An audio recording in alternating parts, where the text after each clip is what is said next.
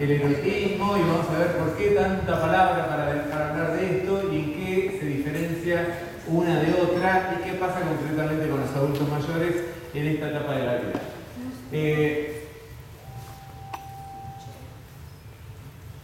¿Por qué es importante hablar de esto hoy? Concretamente estamos en un momento que, bueno, que ya como lo charlamos previamente, estamos en un momento de gran cambio donde no solamente está cambiando las actitudes de los adultos mayores, las posibilidades que tienen los adultos mayores hoy, sino que también están cambiando todas las posibilidades de las opciones sexuales, como hablamos también previamente, y dentro de este marco hay una una necesidad de ir llevando más profundamente todas estas nuevas demandas de la gente por tener más libertad, y una de las formas de tener libertad concretamente tiene que ver con este ámbito que quedó muy relegado, con muchos prejuicios, con muchas miradas negativas, que concretamente tiene que ver con la sexualidad y el erotismo. Entonces, frente a esto, creo que es importante no solamente hablar de la sexualidad por la importancia que puede tener el acto sexual, sino como una instancia más de liberación de la persona.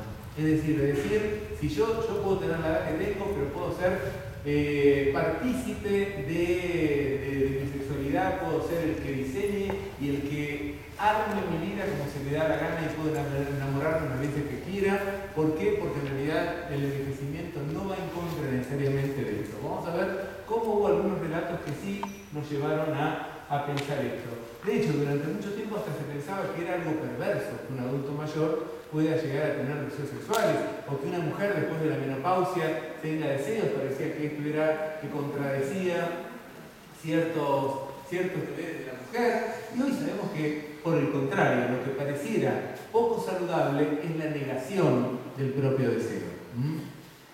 Entonces, tenemos una nueva generación, una generación que desde más jóvenes empezaron a ver la revolución de la mujer, la revolución sexual, es decir, como una posibilidad que ya no era algo perverso ni loco, sino que, más allá de que a veces a nuestros países llegó más tarde estas cuestiones, uno podía ver en la televisión que las mujeres ya se estaban revelando y que ya la revolución sexual se hablaba de otra manera, sin tanto tapujo, y concretamente entre la generación que hoy de ustedes y la de sus padres, había una gran diferencia en cómo se interpretaba la cuestión de la sexualidad, la importancia que podía llegar a tener el casarse estando virgen. Fíjense el cambio que hubo con esto. Antes era una cuestión como sine qua non, que una mujer tenía que estar virgen, y hoy obviamente ya esto aparece como un dato del pasado.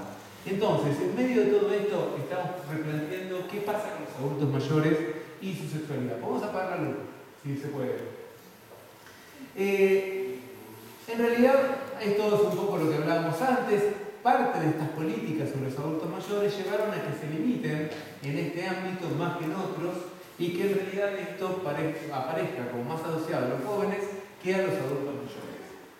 Entonces, ahora vamos a definir algunos términos. Para la Organización Mundial de la Salud, la sexualidad es algo muy amplio y que va desde el impulso mismo sexual, es decir, de esta necesidad biológica que tiene el ser humano de poder disfrutar, pero también tiene que ver con la opción sexual, es decir, con las diferentes opciones que puede haber, con la identidad, es decir, si nos sentimos como personas, nos identificamos con un sexo como no, o otro, pero también tiene que ver con las fantasías, los deseos. Es decir, a veces tendemos a asociar a que la sexualidad se remite a ¿qué? A la genitalidad. Y la genitalidad es uno de los espacios posibles. Todos sabemos que más allá de que una persona tenga o no tenga relaciones, todos tenemos erotismo. ¿Por qué? Porque fantaseamos, porque nos gustan ver ciertas imágenes, nos gusta charlar de algunas cosas, y esto también es un registro de la sexualidad. Ahora vamos a ver que vista como un paraguas muy amplio, muy integral, pero después vamos a tratar de subdividirla en distintos términos. Entonces tiene que ver con valores, conductas, prácticas y relaciones interpersonales. Pero en este caso, esto es lo que dice la OMS. Lo que nosotros vamos a marcar acá es que vamos a dejar la sexualidad ligada a lo que sería un impulso sexual. Es decir, esta necesidad entre biológica y psicológica que tiene el sujeto de ¿qué? De disfrutar de su cuerpo, de disfrutar de un orgasmo, o de disfrutar de una caricia, o de un beso, o de un abrazo, o de lo que cada uno considere. Porque en esto, si hay algo que es absolutamente personal, es el modo en que cada uno de nosotros goza. Entonces, el impulso sexual lo vamos a dejar, vamos a llamar impulso sexual a esto, y vamos a denominar erótica a lo que un sociólogo polaco que se llama Zygmunt Bauman llama el procesamiento cultural del sexo. ¿Qué significa? Este impulso, cuando sale, cuando uno quiere manifestarlo, se encuentra ¿con qué? Con que hay una serie de ordenamientos de la sexualidad que la cultura nos dice esto es apropiado para una mujer pero no para un varón. O esto, fíjense, cuántas diferencias, todavía aún hoy, con todo el feminismo y toda la revolución sexual, las diferencias que tiene un varón de una mujer. Cuánto más libres somos los varones en relación a la sexualidad que las mujeres. Yo siempre le digo, como en chiste, seguramente muchos de ustedes dirán, porque mi nieto es un galán que tiene un montón de novias. Pero seguramente no muchos dirán, porque mi nieta es muy linda y tiene un montón de novios. Eso no se dice, eso no se cuenta todavía. Con lo cual lo que vamos a ver es esto, que la erótica de una época es la que nos dice de qué manera podemos disfrutar o no. Y seguramente si comparamos con la erótica del siglo XIX, ustedes van a ver que había dos tipos de mujeres. La madre y esposa y la prostituta. Con una se disfrutaba, con la otra se tenían relaciones simplemente reproductivas. ¿Qué es lo que significa esto? ¿Cómo una sociedad nos da permisos a unos o a otros? Entonces, lo que vamos a tratar de destacar es en qué medida esta cultura actual permite una erótica en los adultos mayores. ¿Hasta qué punto les da permisos a ustedes? ¿O qué cosas sí pueden y qué cosas parece como la minifalda esa que decíamos hoy, no se la permiten todavía? Y Octavio Paz, su escritor, una de sus escritores estrellas, decía algo muy interesante y tiene un libro que es una joyita sobre el erotismo, que dice lo siguiente: el erotismo es la sexualidad transfigurada. ¿Por qué? Porque de este impulso o de esta base genética que podríamos tener, instintiva, donde uno puede ver que un animal, al sentir la necesidad de acoplamiento, ya sea por el olor o por algunas imágenes como los pájaros, va y tiene relaciones. ¿Qué es lo que nos pasa a los seres humanos? Primero que somos animales junto con los monos que tenemos deseos sexuales siempre. No es simplemente porque se activa un olor. Pero lo que genera el erotismo es el modo en particular en que cada uno interpreta y goza de esa sexualidad, y que esto es altamente distintivo entre las personas, pero básicamente que pierde ese origen instintual y en realidad esta relación al goce que tiene cada persona es lo que vamos a denominar erotismo. Y por eso cuando hablamos de erotismo, hablamos de que uno goza con qué. ¿De qué goza uno? Del acto sexual, pero también goza, fíjense, ¿gozamos solamente con los genitales? No, gozamos con la mirada, mirando que nos gusta, con el oído, con el olfato, cuando vemos a alguien que nos gusta, que nos gustan los perfumes. Las mujeres lo dicen mucho más que los varones. En el sentido del olfato es mucho más rico que un hombre tenga rico perfume. Y yo siempre digo, fíjense, los varones son los que menos usamos perfume. Las mujeres usan mucho perfume y les puedo asegurar que nunca escuché un hombre que diga me atrapó su perfume. Les atrapan otras cosas más concretas a los varones. Los pechos, los olfatos. Pero también fíjense que el ser humano redimensiona a tal punto su erotismo que necesita hasta construir templos del erotismo. ¿Cuál es el templo del erotismo? Los hoteles. No sé, nosotros decimos hotel alojamiento. ¿Cómo dicen? Hotel alojamiento. ¿Qué son los hoteles alojamiento? Lugares donde uno paga para ir. ¿Y qué pasa cuando vamos a ir? Nos genera más deseo. ¿Por qué? Porque son lugares destinados a esto y donde la fantasía encuentra más respaldo al deseo específico. Entonces, la fantasía es la gran constructora en el ser humano de todo lo que tiene que ver con el erotismo, y por eso, por más de que pueda haber una limitación a nivel del impulso sexual, el erotismo es íncito en el ser humano. Es la relación más básica que tiene el ser humano con el contacto con el otro, y con el goce consigo mismo. Hay goce con otro y goce consigo mismo. Pero incluso en ese goce masturbatorio, en realidad siempre está la presencia imaginada de alguien. No es que nos masturbamos pensando en nosotros mismos. Siempre pensamos en alguien más.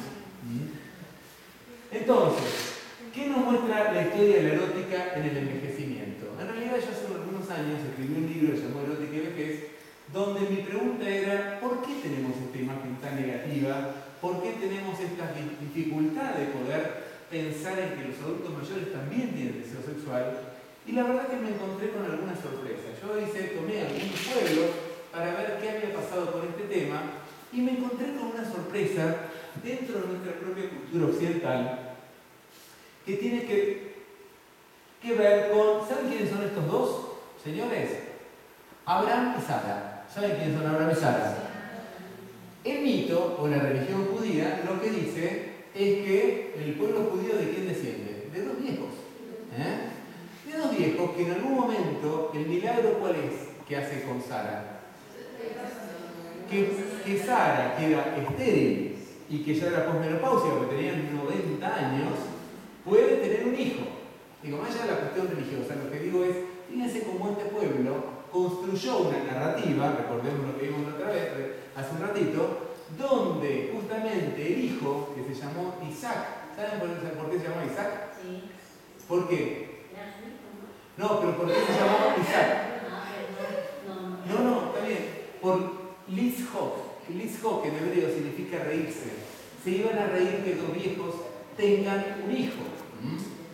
Como este pueblo le dio una entidad tan importante al tema de la vejez, que lo asociaba con la sabiduría y con la bondad, eligió que el pueblo judío descienda de dos viejos. Pero por otro lado, lo interesante en esto es que en ningún momento el pueblo judío piensa que en la vejez no hay más relaciones sexuales.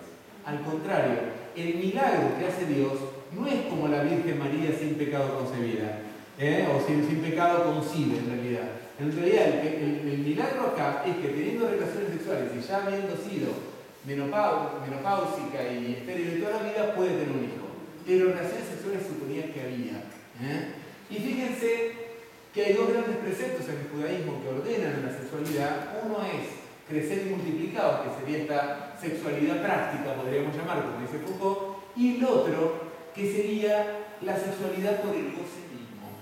Y en este sentido, este es el precepto más importante y que se articuló como no es bueno que el hombre esté solo. En el judaísmo, la compañía es una compañía siempre sexual. Es decir, no es una compañía de te doy la manito y me doy un abracito. Es una compañía que supone que el día santo, es decir, anteayer, el viernes al sábado, está bien visto que se tengan relaciones sexuales a lo largo de toda la vida. Fíjense que es distinto a nuestra imagen más cristiana, de que en realidad si es el día santo no se pueden tener. No, en el judaísmo, por ser el día santo, hay que tener relaciones sexuales. Entonces, y fíjense qué hermosas estas imágenes del Antiguo Testamento. Esta de Proverbios: bendita sea tu fuente y sea tu alegría la mujer de tu noviazgo. Sea para ti como hermosa sierva y graciosa gacela. Y escuchen esto: que sus pechos sean tu recreo en todo tiempo, que estés siempre apasionado por ella. ¿Termina el deseo? No, siempre. Lo remarcan varias veces. Y escuchen esto de Eclesiastés: goza de la vida con la mujer que amas todos los días de tu vida fugaz. Hay que estar muy entrenado, hay que ir al gimnasio, hay que hacer fuerza, no es tan fácil. Que Dios te da bajo el sol porque esa es tu parte en la vida y en el trabajo que tú realizas acá abajo. O sea, lo que nos está mostrando estas citas bíblicas es que no hay una idea de que el deseo se termina, sino que esto continúa.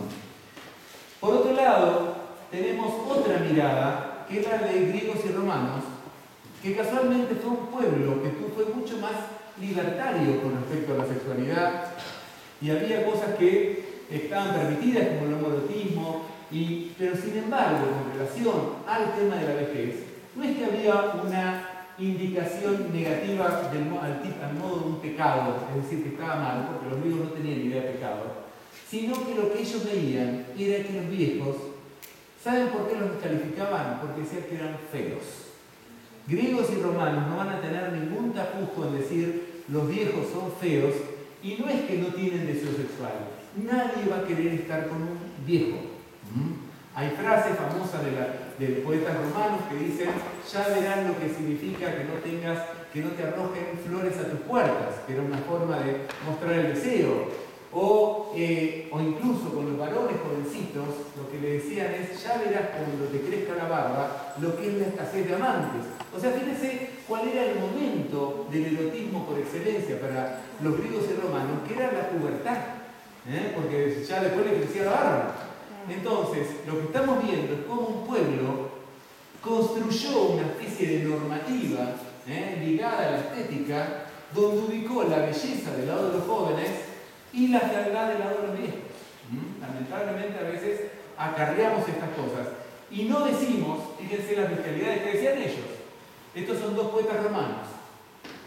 Ya llegará la muerte con su cabeza cubierta de tinieblas, ya se deslizará la edad de la pereza, no estará bien visto amar ni decirnos firmezas con la cabeza canosa. Nada. Con la cabeza con canas, nada de nada. Hoy podríamos engañar con las tinturas, pero bueno. Pero básicamente fíjense qué negación a este aspecto del deseo humano. Y fíjense cómo un poeta romano habla de la mujer vieja. Preguntar tú, podrida por tus años 50, ¿qué es lo que enflaquece mi virilidad? Tú que tienes renegrida la dentadura y aquí en una vejez añeja has surcado la frente de arrugas, tú cuyo asqueroso trasero se abre entre las nalgas enjutas como si fuera el de una vaca enfermiza. Fíjense. Hoy no lo decimos. Sin embargo, hoy, nosotros los civilizados, nos cortamos la cara para hacernos estiramientos. Y uno dice: ¿quién es más bruto con esto? Es decir, fíjense que esta cultura ha llevado a ser más reservados con la palabra y no decir estas cosas. Sin embargo, muchos de los métodos que nos proponen es cortarnos para no tener arrugas. Y la arruga no tiene por qué ser algo ni feo, ni es una enfermedad, ni es nada. Es simplemente una característica de un cuerpo que va cambiando. Entonces, creo que primero lo que nos muestran estos dos modelos es que el ser humano no tiene un destino único, sino que podemos construir para un lado o para el otro, podemos crear alternativas, podemos crear una sociedad donde podamos pensar que hay belleza en todas las edades, porque la hay. Y de hecho, a mí hay algo que me llama la atención cuando la gente ve una mujer grande, linda, o un hombre grande, lindo, y te dice: qué lindo debe haber sido. Y en realidad lo que quieren decir es: qué linda es esa persona. Pero ¿qué pasa? No nos animamos, porque todavía nos faltan marcos, como decíamos antes, para poder pensar que la belleza no está solo en un lado de la vida. Y esto tiene un costo muy alto. ¿Por qué? Porque la estética no es ni más ni menos que la puerta de entrada en el erotismo. Entonces, muchas veces las personas no se animan a desear una persona grande, y a veces, y esto le pasa mucho a las mujeres, no se animan a pensarse deseables porque ya están grandes. Esto lo vamos a hablar cuando veamos género. También tenemos algo que lo vamos a hablar un poco más rápido, que es el siglo XIX, que ya estábamos charlando acá con el compañero historiador, sobre el control sobre el deseo, y que acá ustedes van a encontrar muchas cosas de las que le contaron ustedes. El siglo XIX fue un siglo donde la medicina tomó un lugar muy importante y donde construyó un modelo de edades muy ligada a la salud. Es decir, los viejos aparecieron como los enfermos. Esta idea de vejez igual a enfermedad es muy propia del siglo XIX, y también aparece una idea donde la sexualidad emerge como una especie de energía vital que, si uno la gasta mucho, ¿qué es lo que pasa? Esa energía se consume y nos consume como personas. Es decir, podríamos morir antes. ¿Por qué? Porque restamos esa vitalidad natural, y por eso a muchos de acá, cuando eran pequeños, ¿cuál era el gran fantasma que tenían? No masturbarse. ¿Por qué? Porque esa masturbación, ¿qué era lo que generaba? Que el chico no se desarrolle mentalmente. ¿Por qué? Porque le iban quitando esa energía. Esta era la base de no masturbarse y todas estas cosas. Hoy sabemos que todo esto es una estupidez. Y en realidad, lo digo así fuerte, es un criterio absolutamente anticientífico. Hoy sabemos que mientras más sexualidad tengamos, mejor va a andar nuestro aparato sexual, más deseo podemos tener. y que en realidad nada de esto se acaba, más bien es una energía que se autorrecarga y que el gran problema es no tener relaciones sexuales. Y lo que puede hacer que una persona pierda la capacidad sexual, incluso hoy se sabe que los adultos, termino esta frase, es no tener relaciones sexuales. Incluso hoy sabemos que las personas que más actividad sexual tienen viven más años. Así que si quieren decirle a su pareja que tengan relaciones y el otro no quiere, digan, es una cuestión de salud. Yo quiero ser longeva, nada más. Entonces, también apareció el mito de que como supuestamente los adultos mayores no podían tener una sexualidad genital, ya sea porque podían tener menopausia o porque podían tener, o no podían, quizás más dificultades con la erección, aparecía la idea del viejo perverso. Es decir, como no podía ir por la vía indicada, los viejos podían convertirse en una especie de monstruos perversos, que uno de los mitos que apareció fue que los viejos se volvían pedofílicos. Es decir, que les gustaban los chicos o podían tocar a los chicos. ¿Lo escucharon o no? La gente grande lo escuchó esto. Les puedo asegurar que hay investigaciones de mediados del siglo XX hasta ahora, muy actuales, que demuestran que no es cierto. Sin embargo, el rumor, la idea, la narrativa de ese momento construyó que esto parezca como cierto. También estaba el sexo como peligro físico, porque, como decíamos antes, si era una energía vital y uno la desgastaba mucho, ¿qué era lo que podía pasar? Te morías antes. Y uno de los mitos más extendidos en esa época era el del adulto mayor, que en el momento que estaba teniendo relaciones sexuales iba a tener orgasmo, sácate, se murió. ¿Escucharon esto? Sí. Bueno, ¿saben cuánto puede pasar científicamente esto? 1 en 1.000.000. Y en realidad no es un problema de edad, es un problema de cómo andemos nosotros de nuestro corazón. Si tenemos un problema cardíaco serio que nos impide tener relaciones, podemos morirnos a los 40, a los 80 o a los 20. El problema no es la edad. Sin embargo, durante mucho tiempo, incluso está el mito, hasta hoy, de que la gente que tuvo un infarto no puede tener relaciones nunca más. Mentira. La Asociación Médica Cardiológica Americana el otro día sacó un recuadro particular de que después del tiempo necesario para recuperarse, porque sí, estando en infarto no se pueden tener relaciones, la persona mayor tiene que volver a tener relaciones sexuales. ¿Por qué? Por algo muy concreto. Cuando el varón, después de un infarto, deja de tener relaciones sexuales, probablemente se deprima. Y esa depresión juega en contra de que se recupere a nivel cardíaco. Y finalmente estaba la gerontofilia. Miren las cosas que se inventaron entre fines del siglo XIX y principios del XX. ¿Qué era la gerontofilia? ¿Qué se imaginan? No, filia, ¿qué es? Amor, simpatía, amor, deseo a los viejos. Es decir, no solo que le frenaban, fíjense, con todo este panorama, ¿qué adulto mayor se hubiese animado a tener relaciones sexuales? ¿Por qué? Podía morirse, podía volverse un perverso. No solo le limitaban a los adultos mayores, sino que también había una limitación, que si cualquiera de estas jóvenes de acá, le gustaba a alguna adulta mayor, lo consideraban un perverso. ¿Por qué? Porque un médico alemán, Krafft Ebing, consideró que a nadie le puede gustar un viejo decrépito. Eso era toda la justificación por lo cual condenaba la perversión a cualquier persona que le pueda gustar simplemente un adulto mayor. Estas eran las consideraciones de esa época, y esto es lo grave que siempre tenemos que tener en cuenta, cómo a veces las cosas que uno llega a estudiar y que están en manuales y tratados, etcétera, etcétera, a veces son absurdas, y que se construyen en un ambiente cultural que hace que la gente considere de cierta manera el deseo como algo prohibitivo, básicamente, y que después parece que todos los caminos son negados. Por ejemplo, el que a una persona le guste una persona mayor. Y fíjense lo que llega a decir este hombre, Krafft Ebing. Dice, si una mujer se enamora de un hombre mayor, no es tan perversa. ¿Por qué? ¿De qué se enamora una mujer? No digan de la nada, por favor. No sean así. En realidad se suponía, dice, que se enamoran de la cultura, del saber, de la estabilidad económica, de valores que pareciera que son imperecederos en el tiempo. En cambio, él dice, si un varón se enamora de una mujer mayor, es naturalmente perverso. ¿Por qué? Porque lo que entendía este señor es que una mujer no podía ser ni culta, ni inteligente, ni tener ningún valor tan alto más que ser linda o fea. Esto, lamentablemente, está todavía en manuales de psiquiatría de hoy, y de sexología de hoy. Lo cual esto es un dislate, porque a cada uno le gusta lo que le gusta. Y en esto no hay regulación más que la del encuentro de cada persona con el objeto que le gusta y con la edad que tenga el objeto. Entonces creo que en este punto fuimos educados en una cultura que nos llevó a ver con cierta preocupación el hecho sexual, como con una preocupación en relación a si esto no será peligroso, si no estará prohibido. Y fíjense que incluso en todo lo que es nuestra educación sexual, cuando hablamos de educación sexual, en realidad no tenemos una educación erótica nosotros, o del erotismo.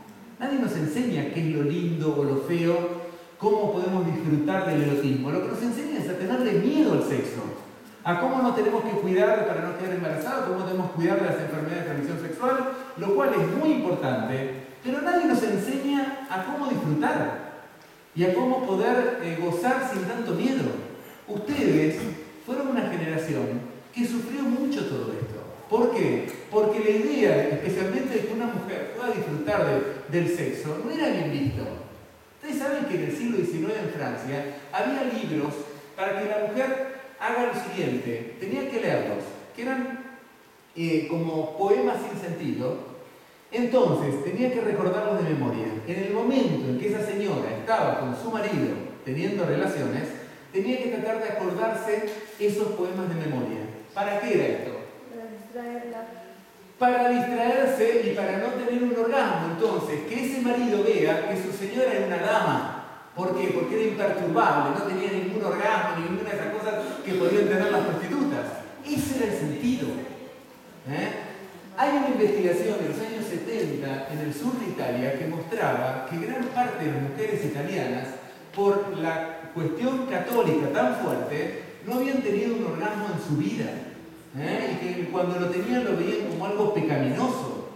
O sea, fíjense cómo nos destruyeron a veces la cabeza con todas estas cosas. Entonces, por suerte en los últimos tiempos tenemos un cambio cultural que es lo que la llamada revolución sexual de los años del siglo XX, que en alguna medida lo que nos empieza a mostrar es una sexualidad menos tamizada por el miedo, por la desconfianza, por el peligro, y empieza a haber investigadores que salen de ese relato prejuicioso o construyen otro, más basado en la ciencia. Kinsey fue uno de ellos. Kinsey es un personaje muy interesante que por primera vez utiliza un método científico para estudiar la sexualidad. Es decir, él dice, a mí no me importa lo que le pasa a los que están enfermos o no enfermos, yo quiero saber lo que le pasa al pueblo medio americano. Y sale con entrevistadores muy bien formados a preguntarle a la gente en los años 40, imagínense que alguien te toque la puerta a decirte una entrevista de sexualidad en los años 40, sus abuelas, no debe haber sido fácil. Y lo que él retoma no es ningún análisis de tipo ideológico, por lo menos en principio no lo es tanto, y él lo que dice es lo que concretamente la gente hace. ¿Qué es lo que se encontró? Por primera vez se encontró con que los adultos mayores tenían más relaciones sexuales de lo que se sabía, y que en general, cuando había una pareja, en general las relaciones sexuales continuaban, que había algunos varones o mujeres que en realidad lo que tenían era aburrimiento con la sexualidad con su pareja, y que cuando conseguían una nueva pareja volvía a funcionar el deseo. Y esto es algo que no hace falta llegar a viejo. Les cuento que hay una investigación muy actual que dice que después de 10 años todos nos aburrimos de nuestra pareja. Digo, a nivel sexual. Y esto es un hecho que pasa y que a veces, bueno, hoy se soluciona con otras cosas. Algunos hacen swingers, ¿conocen los swingers? Otros hacen, y otros les buscaron la vuelta. Pero también lo cierto es que era una cultura en la cual esa mujer que llegó adulta mayor y que quizás había vivido una vida en la cual no había podido expresar su deseo sexual, o que había tenido que vivir, y esto pasó mucho con eyaculadores precoces y que nunca pudieron decirle al marido, espérame que yo también quiero terminar. Esa mujer cuando llegaba a la menopausia le decía, basta, se terminó mi deseo sexual. O se vengaba muchas veces de este hombre que en realidad, ¿por qué? Porque porque ellos no lo habían disfrutado verdaderamente. Entonces, esto generaba como una especie de tensión en relación a la pareja que hacía que se terminen las relaciones y que no haya un buen acompañamiento a nivel del hombre y la mujer. Por otro lado, tenemos realmente el Estados Unidos de los años 60, fue un Estados Unidos mucho más moderno y pluralista y abierto que el que